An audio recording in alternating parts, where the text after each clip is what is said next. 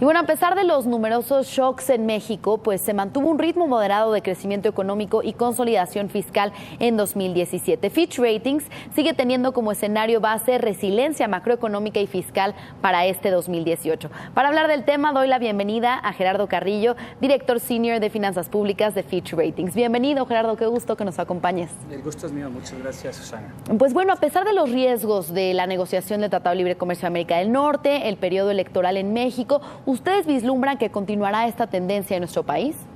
Sí, de hecho, bueno, en nuestro escenario base es que se mantenga precisamente un crecimiento que ha sido moderado, pero de alguna manera ha sido constante y consistente, junto con el proceso de consolidación fiscal, que de hecho se dio en 2017, conforme a nuestro escenario base también, así lo estimábamos en línea con lo esperado, a pesar de que 2017, bueno, de hecho a finales de 2016, cuando se da el resultado de la elección en Estados Unidos, pues preveíamos un entorno complicado, bastante complicado, ya teníamos el tema de la renegociación del Tratado de Libre Comercio, ¿no? Y pese a ello, los resultados fiscales de 2017 fueron buenos, de hecho fueron mejores a lo esperado, incluso mejores de lo que esperaba el propio gobierno, de los resultados que se había planteado, ¿no? Por ejemplo, lo que fueron los requerimientos financieros del sector público, ¿no? El objetivo del gobierno era equivalente a 2.9% del PIB, y aún sin considerar el remanente de Banco de México, estuvo por debajo de esa meta en 2.6,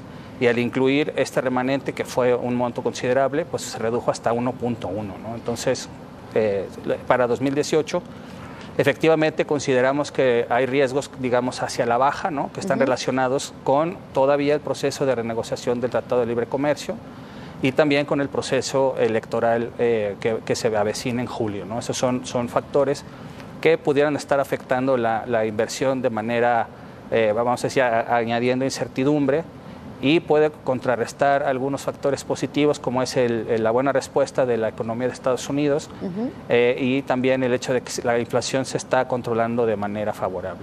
Entonces, estos resultados financieros que vimos el 2017 son los factores que, digamos, pondrían este escenario base que ustedes están viendo, que se mantenga esta tendencia de resiliencia macroeconómica y fiscal. Tiene que ver, tiene mucho que ver el resultado de 2017, inclusive digo la última revisión de riesgo soberano que hizo Fitch. La hicimos en agosto del año pasado, la perspectiva se mejoró de negativa a estable, precisamente porque veíamos que pese a un entorno no muy favorable, pues estaban obteniendo resultados fiscales alentadores, y también pensamos que digamos, la métrica de deuda con respecto al PIB llegó a un máximo y bajó durante 2017, y nuestra expectativa es que siga bajando este año, pese a todo, ¿no? Sí, precisamente a eso iba, ¿no? Mejoraron la perspectiva de México de negativa a estable en agosto y afirmó su calificación BBB+. Entonces, ¿cómo evalúan actualmente la situación financiera con el primer superávit primario, por ejemplo, que se presentó en 2017, desde 2008, a pesar de los shocks de ingresos, por ejemplo, petroleros que tuvimos el año pasado? De hecho, eso lo que nos indica es que el gobierno federal, pues pese a tener un entorno, insisto, que no ha sido muy favorable, pues está comprometido en cumplir con las metas de consolidación fiscal. Lo logró en 2017 y pensamos que probablemente no vuelva a tener un superávit en 2018, pero las metas que se establecieron en términos del déficit esperado para este año y los objetivos también en cuanto a requerimientos del sector público, requerimientos financieros del sector público, suponemos que se van a conseguir, pese a la incertidumbre que, bueno, como hemos venido escuchando en anteriores participaciones, es un hecho que nosotros también pensamos que puede haber incertidumbre relacionado a estos procesos, pero sentimos que el gobierno va a cumplir con sus objetivos, es correcto. ¿Y cuáles son sus expectativas en cuanto al crecimiento del PIB? Pues bueno, teniendo el impacto de la reforma fiscal de Estados Unidos y ya los riesgos que comentábamos, como sería un escenario negativo del Telecán y las elecciones presidenciales. De hecho, el escenario base, el último pronóstico que se publicó en diciembre, estamos por actualizarlo con datos ya de cierre, pero en nuestro último escenario estimamos un crecimiento de 2.2%, Si eventualmente hubiera algún escenario negativo por el lado del Tratado de Libre Comercio, este crecimiento pudiera bajar inclusive, digamos, en el peor de los escenarios a 1.2%, ¿no? Ese sería peor de los escenarios. El peor de los escenarios, pero el escenario base es 2018 2.2%. ¿Y qué estiman ustedes en cuanto a la renegociación del Telecán? Bueno, nuestro escenario base es que se va a actualizar el tratado. No pensamos que haya una salida, ¿no? Una ruptura, aunque consideramos que el riesgo es latente, ¿no? Lo consideramos como un escenario muy poco probable.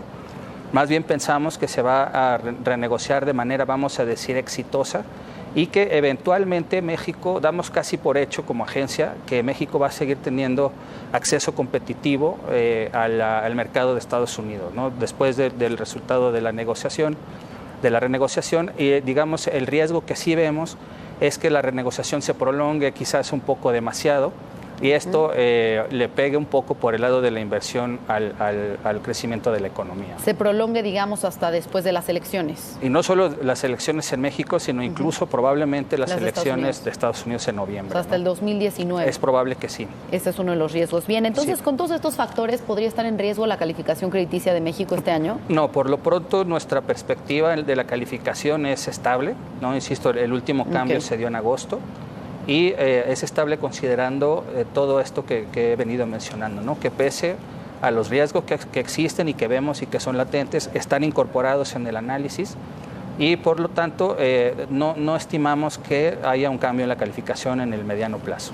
Bien, pues muchas gracias por acompañarnos, Gerardo Carrillo, director senior de Finanzas Públicas de Fitch Ratings. Muchas gracias a ti, Susana. Muchas gracias. Pues Fitch Ratings estima un crecimiento del 2.2% este año y en un escenario negativo podría llegar el crecimiento hasta el 1.2%, pero se espera el cumplimiento de las metas fiscales, que se actualice el Tratado de Libre Comercio de América del Norte, pero probablemente se podría extender hasta el 2019 esta renegociación. Vamos a una pausa y regresamos con más información a Ganadores y Perdedores.